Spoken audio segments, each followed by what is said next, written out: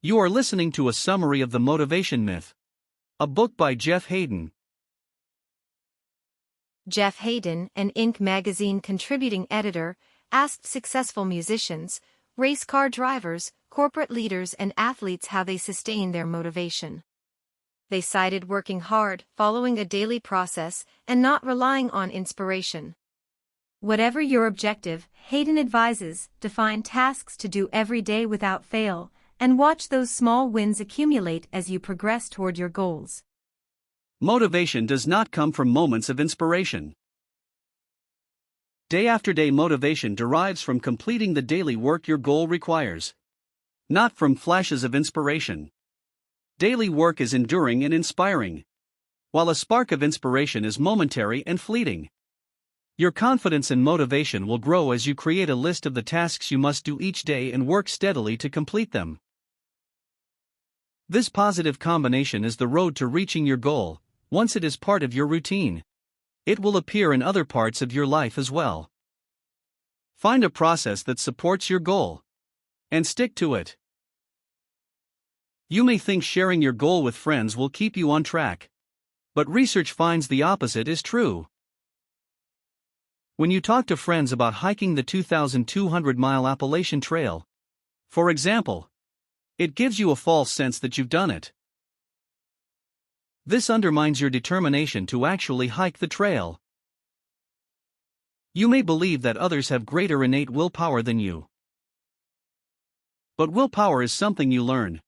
No one is born with it. Successful people don't need instant gratification and don't succumb to fear. They work consistently on their priorities. As you work on your daily tasks and improve your skills, you will see yourself gaining a higher level of accomplishment in your field thanks to the routine you set up months before. How you execute incremental jobs daily is now integral to who you are. At some point, willpower will no longer play a role. Reaching your goal requires focusing on small steps. The delta between where you are now and your goal can be huge. It's daunting if you want to lose 40 pounds, but in the first week you lose only 1. The winning path is to have a process that helps you achieve your goal step by step. Whether you want to save $1 million or lose weight, concentrate on daily actions that help you succeed, not the overarching goal. If you want to run a marathon, your first daily task is to run a mile. When you achieve that, you'll feel good. That positivity will spur you to do it again tomorrow, and the day after, and the day after that. In 2 weeks, you may run 5 miles daily. Because you've run a mile each day, your improved ability will provide motivational boost. Defining a process and adhering to it improves your skill or ability, and that leads to success. You choose your goal, but the goal defines the process. You can choose your goal, but you can't choose how you achieve it. To reach your goal, you have to do what it takes. If you want to run a marathon, search for a training plan online. You don't know what is optimal. So on the basis of your fitness, select one of the plans that are among your top search results. Make sure your plan has clear daily targets. If not, define the tasks so you know the specific distance, or time and pace, you should master each day. Be clear about when you will start and complete your daily task. To make time for a daily activity focused on working toward your goal, change your daily schedule. That could mean cutting down TV time or changing when you wake up. Transcribe your training plan on a calendar. Define your daily tasks and integrate them into your new daily schedule to make sure your plan is feasible. Instead of maintaining a huge to-do list, turn your agenda into a wish list and select a few items to complete.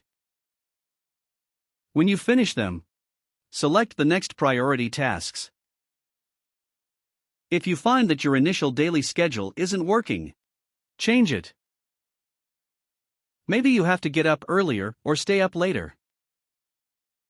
Solve any scheduling issues. But don't stop doing your daily tasks.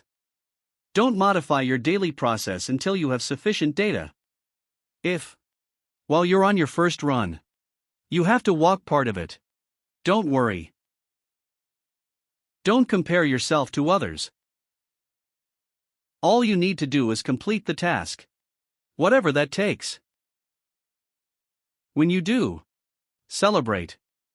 If your body needs less recovery time, then don't use all 3 days of recommended rest. You can't know this initially. It will become apparent only after time and effort. Exercising in the morning can improve your mood, increase your energy, and provide motivation for the day. Creating such a habit means not skipping a workout. Language can help you keep your resolve. Instead of saying you can't have dessert, say you don't have dessert. Researchers found that 80% of participants with a health goal who told themselves, "I don't miss my workouts," didn't. Only 1 in 10 of the can't group achieved their goals. Saying you can't do something implies you would have been able to do it if something else hadn't happened. Using don't defines you. Having multiple talents is ideal. Venus Williams is a world-class tennis player. She has been number 1 in the world several times, and she has won Olympic gold 4 times. She's also an entrepreneur, and she's earning her master's degree in interior architecture. A common myth of success says you must concentrate on only one thing. When someone asks what you do you list your main job title, or do you add other skills? People often believe, wrongly, that if you do more than one thing, it means you aren't good at any of them. For example, Williams is active in all aspects of her company. 11. She even packs some orders. Like most successful people, Williams is a serial achiever. Figure out what you want. If need be, do it on the side. But it doesn't need to be separate from your current job.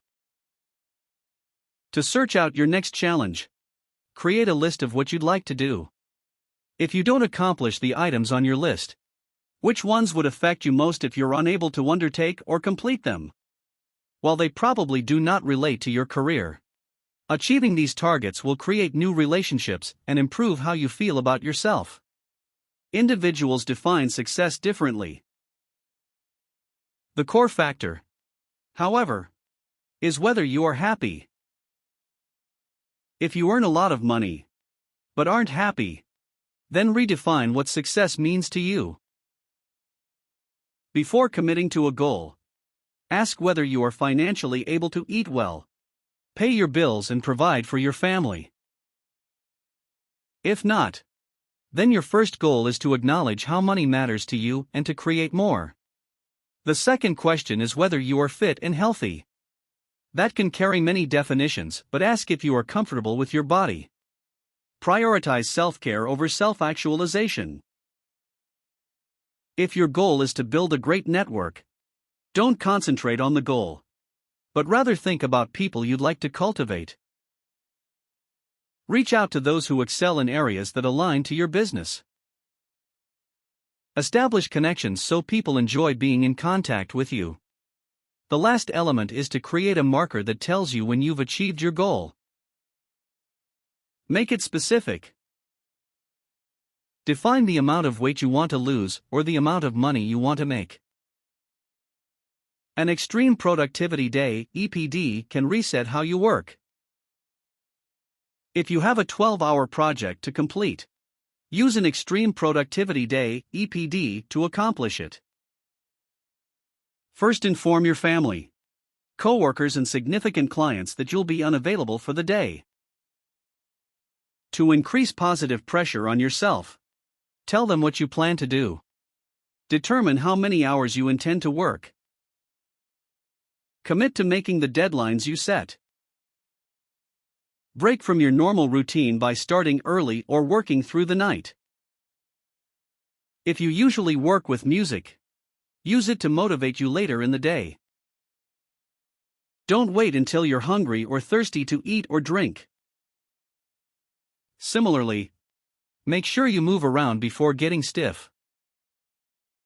Your goal is to keep working. If you stop before you finish the day's project, you're reinforcing the habit of quitting. When you stretch yourself, you change the limit of what you think you can do. Apply the EPD philosophy to your week by outlining tasks on Sunday. Define time in your schedule to work on important jobs, such as writing a proposal. Realistically define your work list and the time it will take to complete the tasks. If you know something requires 30 minutes, scheduling only that amount of time will improve your focus. Don't multitask, because that divides your focus.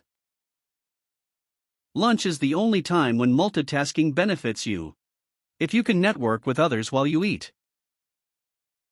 Pay attention to how you use your time. Document it. Be aware of any non-productive patterns. Use edge time, such as commuting or airport waiting time, to make calls or read articles. When you are with your family, commit to spending that time only with them. Check emails or make calls later. If you want to drink more water, line up bottles of water on your desk. Remove the choices of what to wear or eat in the morning by laying out your clothes and prepping breakfast the night before. Don't make excuses for doing less than your best. Determine your own standards, and don't let comments or criticism sway you. If you're fearful of something, move through it. That will help you gain the confidence you need. Optimize the way you think as you optimize your work. If you want to generate ideas, then work at that daily. Ask for help when you need it. Don't ever stop. Keep working and striving. When you tie your work to accomplishing your goal, your willpower will grow stronger. Determine your highest priority task the night before, and start the next day with that job. Keep your goals visible. If you're working to pay down a bank loan, tape a statement on your computer. If you worry you might skip your run in the morning, place your exercise clothes near your bed. The most important question you can ask when deciding to do something is whether it helps you achieve your goal. If it doesn't, the answer is always no. Work your number, whatever it may be. If you know your ratio of calls to sales is 10:1, and you need, for example, 5 new clients a month, then call 50 potential clients. Use those calls to improve your sales pitch and increase the number of conversions you have with prospective clients. Whatever the result, your goal is clear. Achieve it. Working your number means repeating the hard work daily to accomplish your goals. Deconstruct your goal into workable daily activities. Adhering to the smaller daily goal assures you'll reach the big one. You will improve, reducing time and effort needed as you work each day to hit your number. Whatever your goal is, push yourself daily, and make the work matter to you. Have a reason for what you're doing. For example, to improve your public speaking, seek out small, informal opportunities to speak. Make sure you get immediate feedback. If you're preparing for an exam, answer a section of questions in a study guide. Then check your answers. If your process becomes repetitive, change your pace. Focus on a small portion of it or redefine how you analyze it. Observe a superstar in action. To succeed at your goal, emulate someone who's already achieved it. Avoid self-defined restrictions. You may stop when you're tired instead of continuing, or quit when you feel that you've reached your skill limit and aren't improving quickly anymore. Don't do either. To expand your limits, watch a superstar in action. Whether the person is a musician, speaker, or business leader, open yourself to learning from a master's incredible talents. Create free time by streamlining your work. Beware of new situations that don't fit your goals. Your time may be stretched, but reevaluating your current work can enable you to create more free time. Your actions condition those around you. If you let people interrupt your phone calls, they'll keep doing it. For example, one businessman created an emergency email account to funnel issues that need immediate action. He checks his normal account only twice a day. His staff knows and respects this. If you have a customer who demands a lot of time without providing an equivalent income stream, adjust the service you provide. Increase the cost or remove that customer. Instead of keeping a huge to-do list, turn it into a wish list and select a few items off it to complete. When those are done, select tasks that fit the next level of priority tasks. If you have to sign off on various steps of a project or file reports, see if you could allow someone else to do it, especially someone more primary to the process. To delegate decision-making, teach those you designate and give them guidance. Sharing authority will enhance their connection to their work and free your time.